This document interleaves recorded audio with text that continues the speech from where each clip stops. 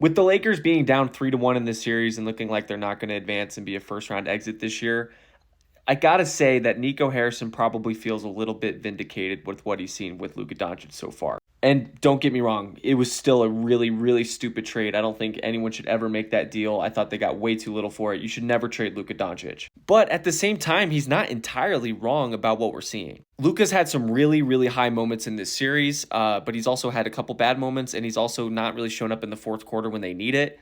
I think part of that is due to him being out of shape. Obviously, he came back from the injury this year, and he's just kind of an out of shape guy for an NBA player. And that was one of the things that Nico Harrison and the Mavericks ownership didn't really like about him was his diet and his work habits and his shape. So they probably feel a little bit vindicated that he's kind of looking out of shape and tired at the end of these games. The other thing too that I don't know if this is even like a Nico Harrison like Mavs ownership thing, but the complaining to the refs is just it's bad right now. It's really, really bad. I think Luka still has one more step or one more level to go in terms of maturity as an NBA player. And I love Luka Doncic. He's one of my favorite players in the league, but Nikola Jokic had to go through this a few years ago where he was just talking to the refs too much. He still does, don't get me wrong. He still talks to the refs a bunch, but like he used to play games like going at them, like playing games with the refs and the team he was playing, and it would hurt the Nuggets and it would hurt his performance. I think Luka does that too much too. I think he plays at the refs in spite of them and then also has to take on the team that he's facing, and I think it takes away from his game a little bit. So I think he needs to get in better shape, and I think he needs to mature a little bit as a player. And then at that point, I think we're going to see a different level guy. We've already seen him go to the finals, and we've already seen him put up MVP numbers and be one of the best players in the league.